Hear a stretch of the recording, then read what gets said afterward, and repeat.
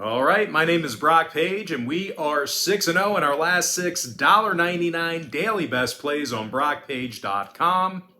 And if you want to access today's $1.99 daily best play, the link for that bet is in the description section below. $1,000 bettors are now up over $5,400 during that stretch. Now, if you want to see my personal bet record, you can actually do that right now for free by going to BrockPage.com. My record's located right on the home page. Now, you may be wondering what the difference is between what I do here on my YouTube channel and what I do on my website. Well, what I do here on YouTube is I'll handicap the entire slate of games in any given sport, side and total. And what I do on BrockPage.com is I actually share with you which one of these free YouTube picks on my channel that I'm actually betting on personally.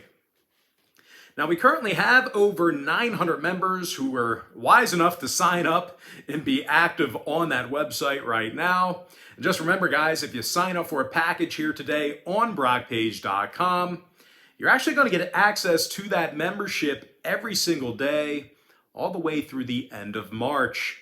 And with that, guys, let's go ahead and dive into some NBA action. Got a smaller slate here today, but a couple of interesting matchups. So let's go ahead and dive into it. We're going to start off with the Bucks taking on the Timberwolves, 5 o'clock Eastern tip-off on Saturday, March 19th, 2022. Milwaukee's -3 with a total at 244.5.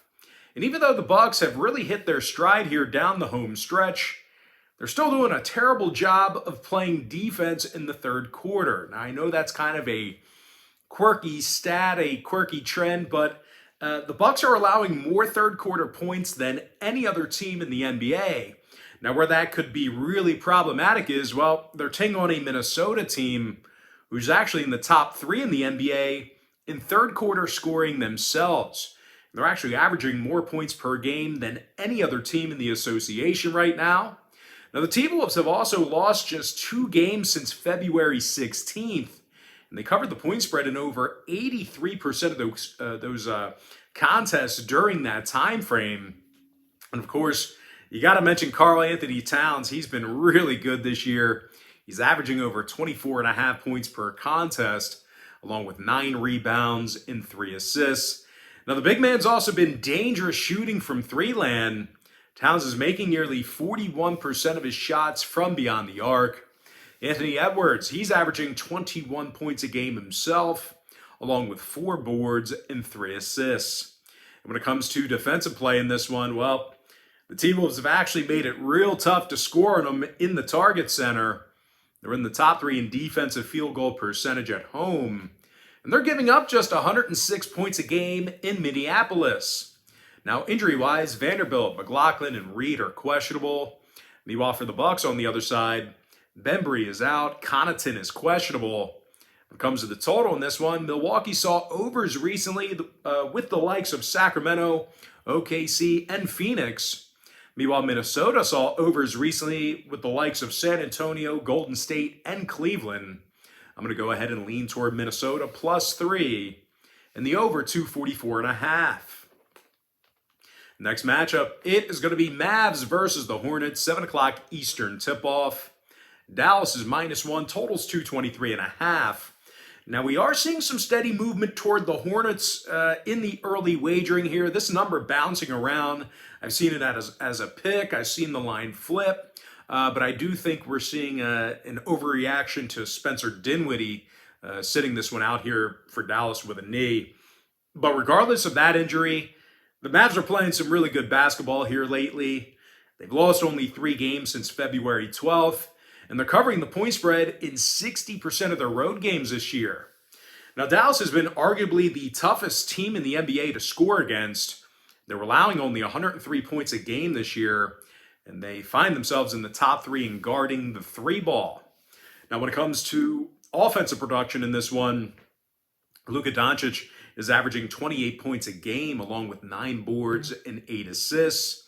Meanwhile, Jalen Brunson is averaging over 16 points per contest himself, along with 3 boards and a couple assists. Now, they're taking on a Charlotte team who does a poor job on the defensive end of the court. These guys are actually in the bottom 3 in the NBA in defensive rebounding, and they're giving up 115 points a game. Now, the Hornets also lost 5 out of their last 9 contests, which includes a loss to Detroit, where they actually allowed 127 points to the Pistons. Now, injury-wise, Gordon Hayward's still out indefinitely for the Hornets. Meanwhile, for Dallas, on the other side of things, Spencer Dinwiddie, like I said earlier, he's out with a knee injury.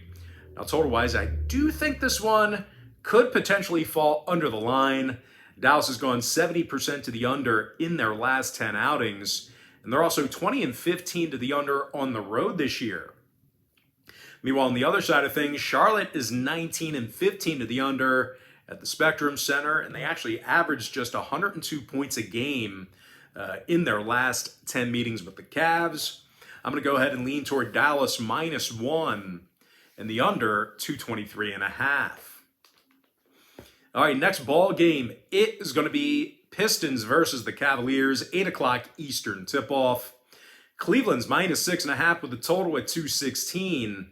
And even though the Cavs are in the second of a back-to-back, they still covered the point spread in 6 out of their last 8 ball games, and they played some incredibly tough defense this year. As a matter of fact, the Cavaliers lead the entire NBA in fewest home points allowed per contest. They're actually giving up only 101 points a game in the Rocket Mortgage Fieldhouse. And in addition to that, they're actually in the top 3 in guarding the 3-ball at home. No real surprise there. Now, scoring-wise, on the offensive end of the court, Darius Garland is averaging over 21 points per contest, along with 3 rebounds and 8 assists. Meanwhile, Evan Mobley is scoring over 15 points a game himself, along with 8 boards and 2.5 assists as well. They're taking on a Detroit team who's dead last in guarding the 3-ball on the road, and they're also letting their opponents make 49% of their field goals against them when they travel. Meanwhile, on the offensive end of the court, still some misery there as well. Detroit's averaging only 103 points a game, and they're shooting just 32% from 3-land. Now, injury-wise, Grant, Hayes, and Cunningham are questionable. Smith and Diallo are out. Meanwhile, for Cleveland on the other side, Allen's still out. Rondo and Wade are questionable. When it comes to the total in this one, Cleveland's 23-11 to the under on their home court this year. And that's good for 68% in that category. Meanwhile, Detroit went 6-2 to the under in their last 8 themselves. I'm going to lean toward Cleveland -6.5 and the under 216.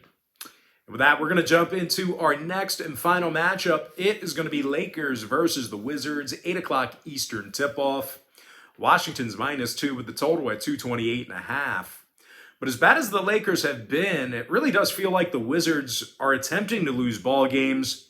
Kind of getting the feeling that they're, kind of diving into Tankapalooza.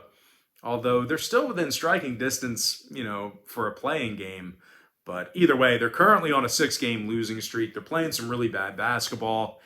And they're covering the number in only 20% of their ball games against Western Conference opponents this year. So these guys really struggling against the West. Now, the Wizards have had significant problems offensively this year. They're in the bottom 10 in shooting the 3-ball, bottom 10 in offensive boards. They're taking on a Laker team who, they ain't so hot themselves. I get that. I understand that fully. But they are coming fresh off a nice victory over Toronto, where they dropped 128 points. And speaking of scoring, well, you guys should know the Lakers have actually had little problems getting on the scoreboard away from home this year. Offense isn't an issue for these guys. They're actually in the top 10 in road scoring, and they're led by LeBron James, who's averaging nearly 30 points a game, along with 8 rebounds, 6 assists. And of course, everybody bangs on him, but Russ is still getting his numbers as well, although it doesn't look all that pretty. But he is still scoring 18 points a game, and he's averaging 7.5 rebounds.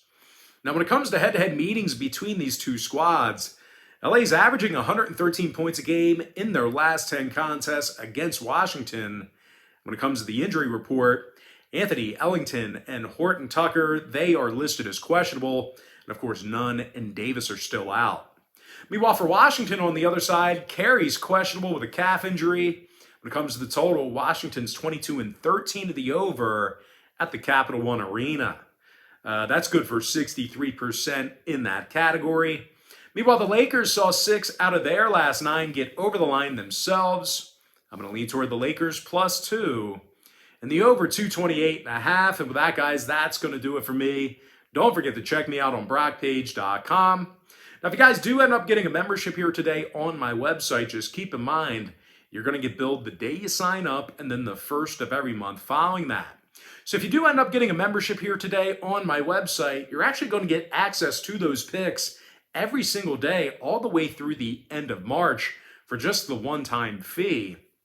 I always tell folks in every single video, the earlier in the month you sign up, the better. And guys, if you want to get access to every single bet that I give out on that website, you're going to want to think about signing up for my board member tier.